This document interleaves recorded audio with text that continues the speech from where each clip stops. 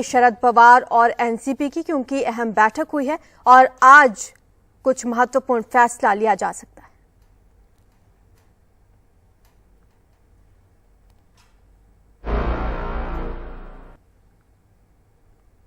तो शरद पवार के एनसीपी अध्यक्ष पद से इस्तीफे के बाद से उनकी पार्टी में उथल-पुथल जारी है। शरद पवार के बाद एनसीपी की कमान किसे मिलेगी, इसे लेकर कयासबाजियां तेज हो चुकी हैं। अब आज पार्टी के मुंबई मुख्यालय में एनसीपी की विशेष कमेटी की एक बार फिर से बैठक होगी। एनसीपी के सूत्रों के मुताबिक नए राष्ट्रीय अध्यक्ष के नाम पर चर्चा कर ऐलान हो सकता है। इस बीच शरद पवार ने कहा है कि वो अपने फैसले पर 2 से 3 दिन में फिर से विचार करेंगे। तो वहीं शरद पवार ने उनके इस्तीफे के विरोध में प्रदर्शन कर रहे कार्यकर्ताओं से मुलाकात भी की और कहा कि कार्यकर्ताओं की मांगों का सम्मान किया जाएगा। उन्होंने कहा, मैंने भविष्य को ध्यान में रखकर ही ये फैसला लिया है।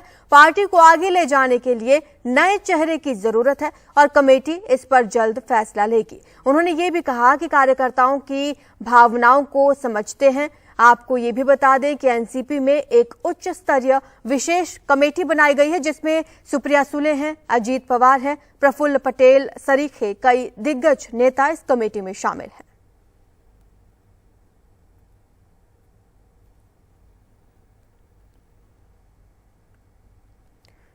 कई सूत्रों के हवाले से कई बड़ी जानकारियां निकलकर सामने आ रही हैं। शरद पवार एमवीए के चेयरमैन बने रहेंगे। सुप्रिया सुले को कमान देने की तैयारी में है। अजीत पवार को लेकर अभी तक कोई घोषणा हालांकि नहीं है, लेकिन अजीत पवार एमवीए में मुख्यमंत्री का चेहरा होंगे, ये बड़ी जानकारी निकलकर सामने आ रही है। महाराष्ट्र एनसीपी अध्यक्ष पर फैसला बाद में लिया जाएगा। सूत्रों के हवाले से ये जानकारी निकलकर सामने आ रही है। आज एक बड़ी बैठक भी होने वाली है और पता ये चल रहा है कि शरद पवार एमवीए के चेयरमैन बने रहेंगे, तो वहीं सुप्रिया सुले को कमान देने की तैयारी में है एनसीपी। अगर बात अजीत पवार की करें तो उनको लेकर तो कोई घोषणा नहीं है, लेकिन हाँ, एमवीए में मुख्यमंत्री का चेहरा जरूर होंगे अजीत पवार। महाराष्ट्र एनसीपी अध्यक्ष पद पर फैसला बाद में लिया जाएगा। हालांकि इन तमाम बातों का खुलासा आज हो सकता है, क्योंकि आज एक महत्वपूर्ण बैठक है, एनसीपी की विशेष कमेटी की बैठक होने जा रही है।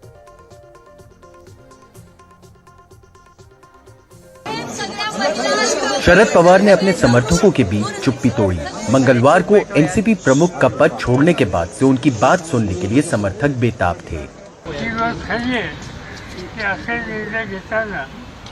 सहकार्यांच्यावर विचार करण्याची आवश्यकता असते। त्याचा विचार केला, पण मला एक खात्री होती की तुम्हाला लोकांशी चर्चा केली असती तर तुम्ही मला कधी होय म्हणणार नसता। जी काही तुम्हाला सगळ्यांची भावना आहे ती नजरेसमोर ठेवून बाहेरून आलेल्या सहकार्यांना विश्वासात घेऊन अंतिम निर्णय हा येत्या 1 ते 2 दिवसामध्ये करण्याची भूमिका घेऊ। पण ती घेत असताना कार्यकर्त्याच्या मनाची जी भावना आहे ती दुर्लक्षित केली जाणार नाही, एवढंच या ठिकाणी आता सांगतो। 2 दिवसाच्या नंतर तुम्हाला असं बसावं लागणार नाही। सुप्रिया सुले ने भी लगातार दबाव बनाए रहे समर्थकों से अपील की कि उनके पिता को कुछ वक्त दिया जाए, लेकिन सूत्रों ने एनडीटीवी को बताया कि सुप्रिया अपने पिता की जगह पार्टी का नेता बन सकती है। कुछ देर पहले सुप्रिया सुले, जो शरद पवार की बेटी है, राष्ट्रवादी कांग्रेस के वरिष्ठ नेता है, और उन्होंने आके इनसे विनती की कि आपके जो घोषणा है, जो विरोध है, उसमें विराम दीजिए, क्योंकि शरद पवार ने समय मांगे हैं, उनको हमें ये समय देना चाहिए। और साथ साथ खबर ये आया है कल जो कमेटी बनाई थी शरद पवार वो मिलेंगे, और अगर शरद पवार तब तक अपने जो निर्णय है वो वापस नहीं लेते हैं, इस्तीफा जो है नहीं वापस लेते हैं, तो वो आगे चलकर आने वाले दिनों में कौन राष्ट्रवादी कांग्रेस को नेतृत्व देंगे।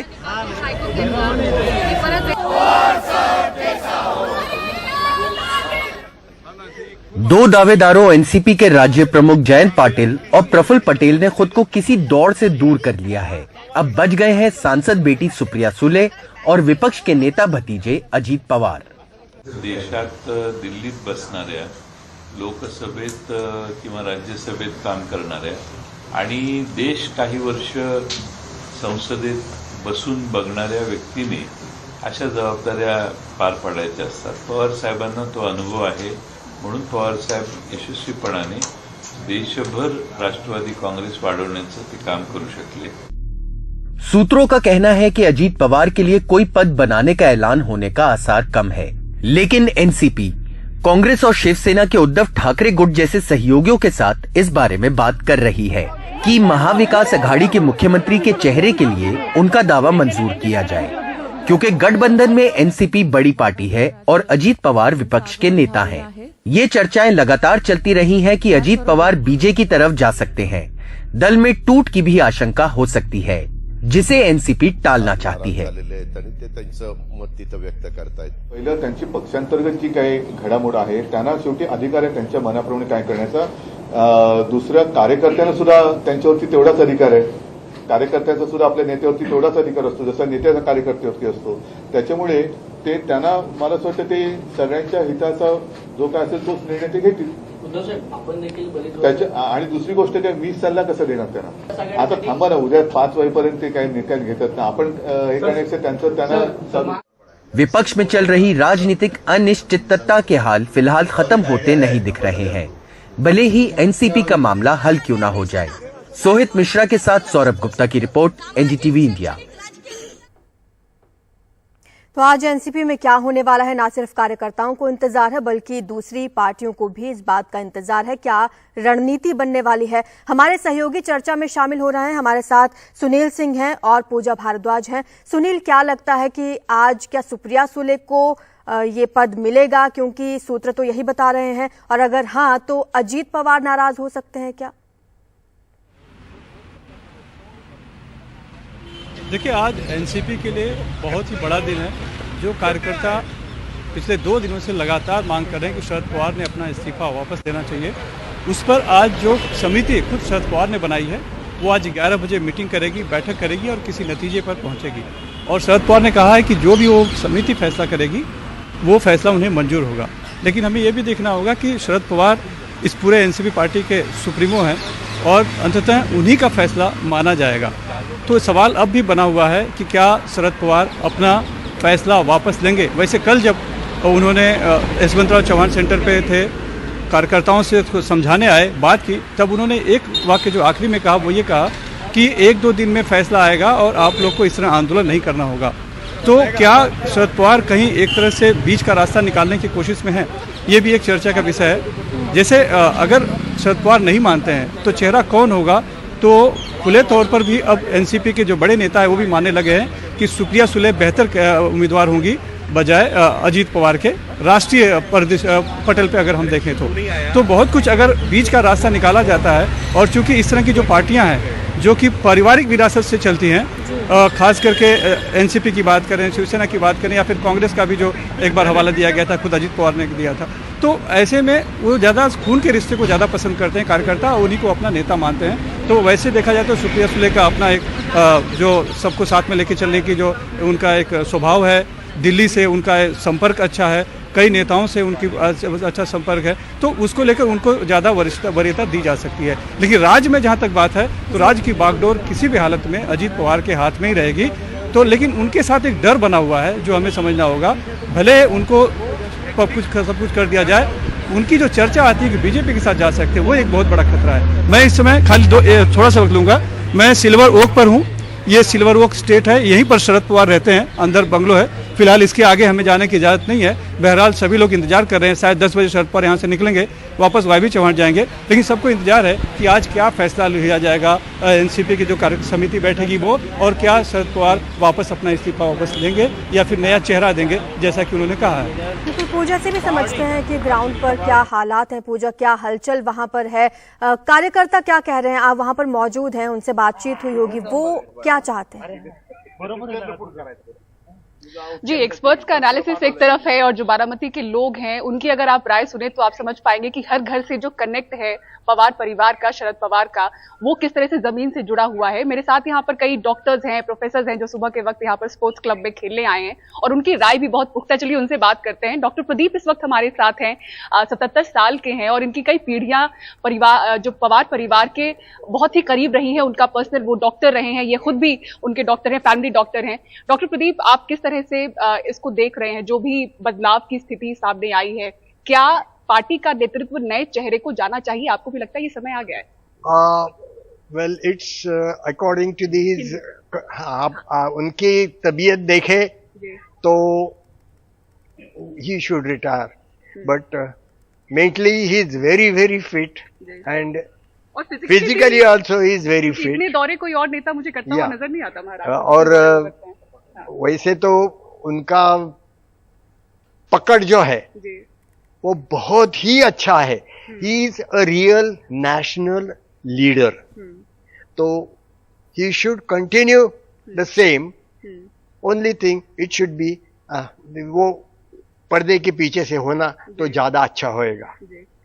पार्टी का नया चेहरा आपको कौन ज्यादा मजबूत तौर पे दिखता है? क्योंकि यहाँ से जो मैंने लोगों से बात की, अच्छा कुछ और लोगों से ठीक है बात करते हैं, यहाँ जो जमीन पर लोगों से मैंने बात की उनको दिखते अजीत पवार हैं, तो आप लोगों की इसमें राय क्या है? क्योंकि ये भी एक मत राय बन रही है कि दिल्ली की जो बागडोर है सुप्रिया सुले संभाले और महाराष्ट्र की जो जमीन की बागडोर है वो अजीत पवार संभाले। आप लोग की राय क्या है?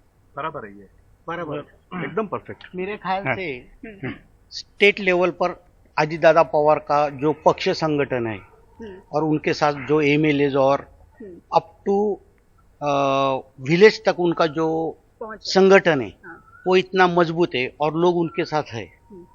दूसरी बात, महाराष्ट्र के विकास के लिए आदरणीय शरद पवार साहब का ये अभी जो 2024 का इलेक्शन नजदीक आ रहा है वो हिसाब से ये बहुत हानिकारक डिसीजन होगा पक्ष के लिए, क्योंकि कार्यकर्ता अभी थोड़े बिखर चुके हैं। वो द्विधा मनावस्था में है कि अभी जाए तो कहा जाए। यानी जो शिवसेना में हुआ था एक साल पहले, शिवसेना की टूट हुई थी कहीं ना, वो एनसीपी की टूट हो, वैसी स्थिति आज महाराष्ट्र में है। और रूमर्स और जो मीडिया जो कर रहा है ये राष्ट्रवादी पक्ष के खिलाफ, जो जो नए नए रूमर्स आ रहे हैं हर रोज टीवी पे, उससे कार्यकर्ता के मन में ज्यादा चल बिचल हो रही है और ये पक्ष के लिए बहुत हानिकारक है।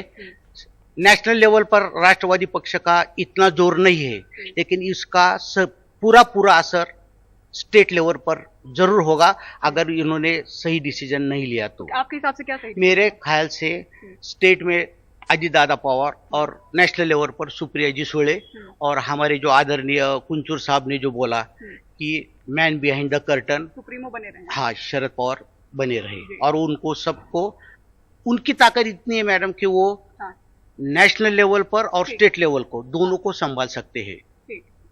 शुक्रिया सर हमसे बात करने के लिए। तो आप देखें ये इनकी बारामती की राय है और जैसा कि उन्होंने कहा कि महाराष्ट्र तक ही पार्टी सीमित है, क्योंकि अब तो आप देखें राष्ट्रीय पार्टी ये रही नहीं, तो महाराष्ट्र में भी जहां पहुंच है, आप देखें पश्चिमी महाराष्ट्र के आगे एनसीपी कहां है? सातारा, सांगली, सोलापुर, पुणे, इसके अलावा महाराष्ट्र में कहां है? तो 53 अगर कुल एमएलएज हैं, उनमें से अगर आप देखें 30 एमएलए जो कि मेजोरिटी होगी पार्टी की, वो अजीत पवार की तरफ दिख रहे हैं। तो बहुत ही जो बागडोर है जमीन पर महाराष्ट्र में वो अजीत पवार के हाथ में है और दिल्ली की बागडोर सुप्रिया सुले संभाले, ये इनका यहाँ पर मत है। बिल्कुल पूजा, ये पार्टी एक तरह से महाराष्ट्र तक सीमित है, लेकिन 2024 के चुनाव में एक बड़ी भूमिका ये पार्टी निभा सकते हैं। ऐसे में देखने वाली बात आज ये होगी कि किस तरह के फैसले लिए जाते हैं, कौन कौन से बड़े ऐलान किए जाते हैं। शुक्रिया आपका सुनील और पूजा इस महत्वपूर्ण चर्चा में शामिल होने के लिए।